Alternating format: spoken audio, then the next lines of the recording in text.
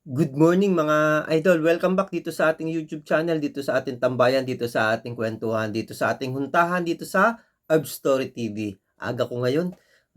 Time check tayo, alas 4:30. Yan. Araw ng Sabado, October 21. Yan. Ah, lagi tayo sanay na yung ating mata na gumising ng maaga dahil sa pagpi-prepare ng mga gagamitin sa pagpasok ng ating mga anak. Kahit Sabado, ah, continuous na yung cycle ng mata natin, ano. Kasanayan ba, ano, 'yan. Dahil sa kasanayan na 'yan, naisipan ko na magbigay ng tip, magbigay ng kwento tungkol sa mga karamdaman na nararanasan natin, ano. Pagka sinasanay na tayo, sa mga bagay, continuous lang 'yan, ano, continuous lang. Kaya may ano 'to, may,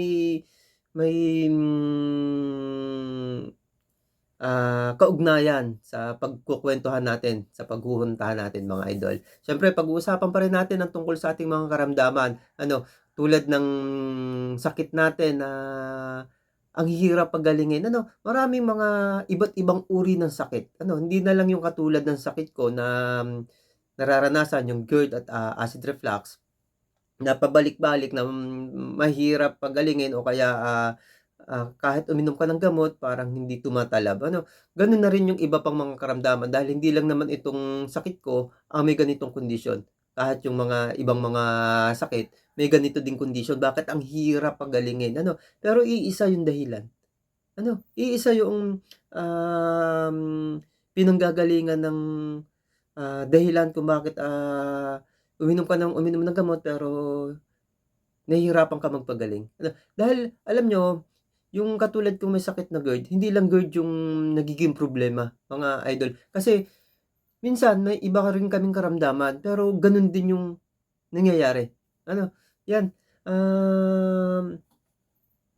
yung mga karanasan ko dito, gusto ko lang ibahagi sa mga katulad ko na naghihirap sa iba't ibang kondisyon ng sakit.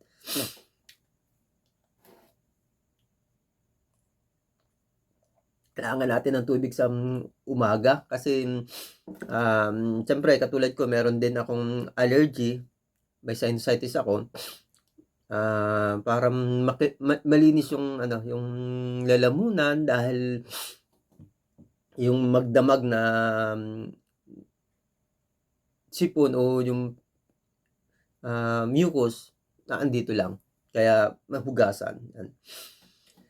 Ito minsan mga idol yung dahilan ano, siyempre nagpapagamot tayo ano may mga, doktor tayong pinupuntahan, pinagtitiwalaan o kaya naman, tinatakbuhan. Pero, minsan wala namang ano, sinasabi ko wala namang perpektong tao, ano.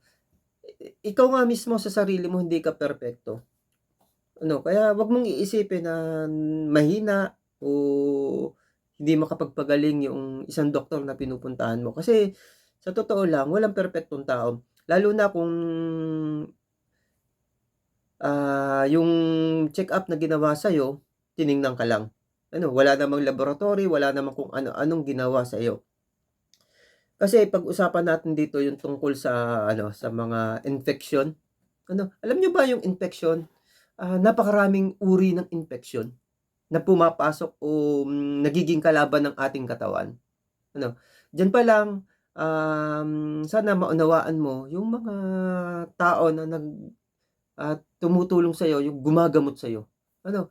Kasi minsan sabihin natin, hinulaan lang yata ako, eh. May mga gano'ng ano, may mga gano'ng faktor talaga na titingnan ka ng doktor sa pag-aaral niya sa, mga sinasabi mo, ano. Actually, yung mga doktor minsan nagbe-base din lang 'yan sa mga sinasabi natin. 'Di ba tinatanong tayo ng doktor, "Ano po yung nararamdaman mo? Kailan mo ito naramdaman? Ano yung mga senyales?" Mga ganyan. Alam niyo mga idol, ang mga infection minsan may magkakaparehas na sorry, may magkakaparehas na senyales.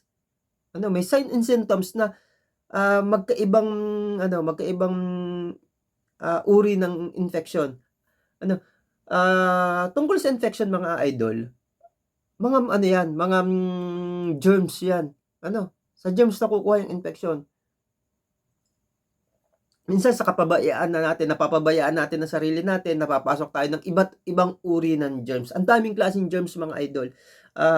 Bigyan kita ng sample ng germs yung pangkaraniwan na nagiging problema ng ating katawan, nagiging infection, nagiging dahilan ng infeksyon ng katawan natin. Unang-una, yung bakterya. Ano? Kaya ang dami nating mga gamot na panlaban diyan sa bakterya, yung mga antibacteria natin, yung mga antibiotic natin.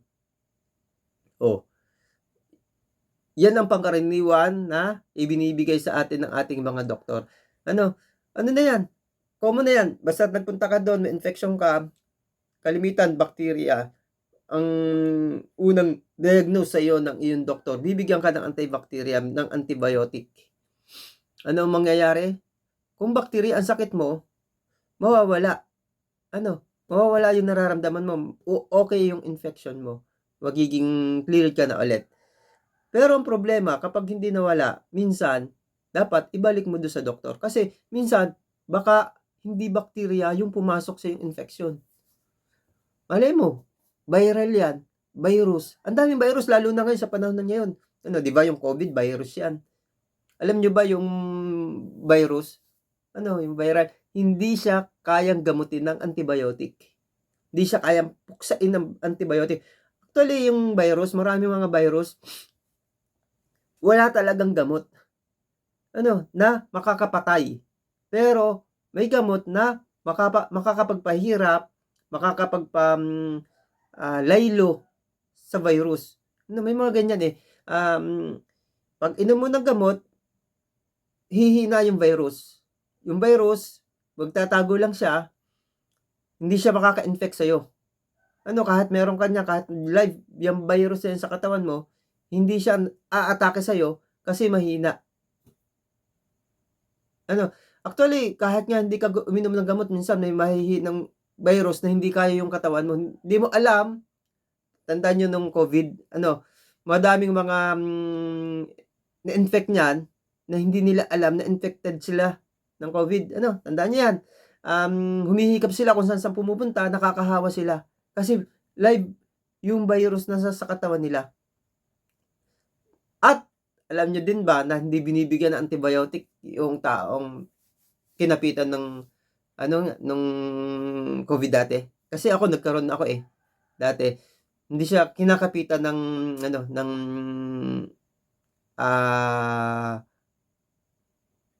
hindi siya gumagaling sa antibiotic.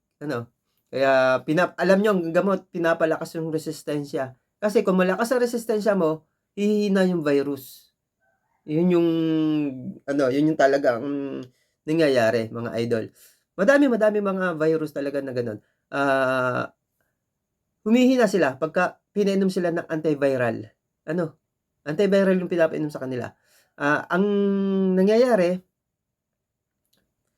once na humina ang resistensya mo, pwedeng lumabas uli yung virus sa katawan mo. Nakatabi lang yan dyan. Naandyan pa rin yun.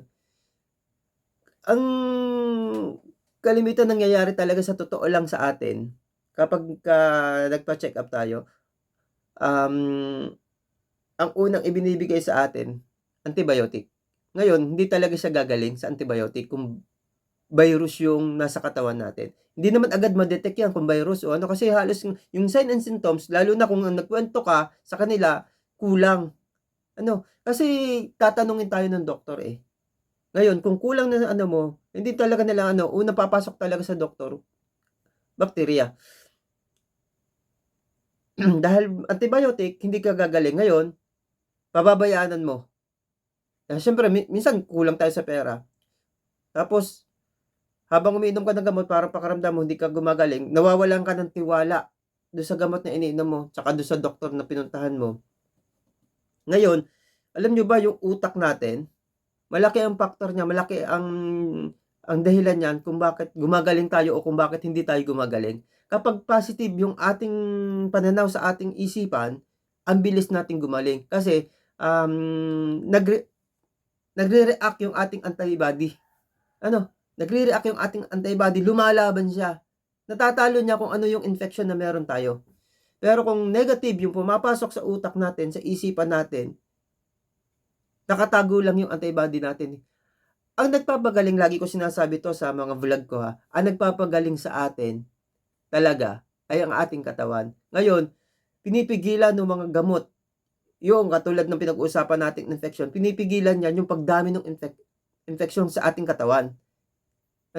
Tapos, i-repair ng ating antibodies yan. Ngayon, kung ang antibodies natin ay nakatago lang, hindi siya gumagalaw, walang nagre-repair. Walang nagre-repair. Pinapahina yung infection ng gamot.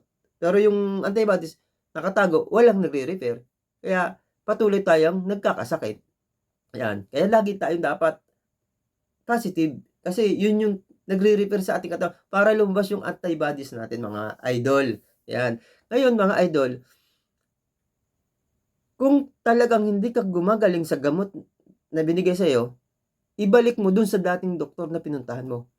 Kasi kung nakailang linggo na yan, saka mo pupunta ka sa iba naman doktor, malamang mamaya, yung pa rin yung kwento mo, ibigay sa'yo, antibiotic pa rin. Wala pa rin kwenta. Pero kung doon ka babalik sa mo, alam na niya, hindi ka napagaling niya sa antibiotic na binigay niya. Antiviral yung ibibigay niya sa'yo. Gagaling ka na dun. Bakit? Kasi tama na yung gamot na ibinigay sa'yo. Wala magaling na doktor sa totoo lang. By the book yan. Pero, dapat doon tayo magtiwala pa rin sa kanila. Tsaka lagi nating iisipin, yung antibodies natin ang nagpapagaling sa atin, nagre-refer ng ating katawan. Ano ang dapat sa antibodies? Palakasin. Yun yung lagi nating sinasabi dito sa mga vlog. Mga food supplement, mga masustansyang pagkain, at pinakamaganda dyan, kailangan detox. Kasi antibodies natin, humihina yan dahil sa toxic na pumapasok sa ating katawan. Kailangan detox, tanggalin yung toxic.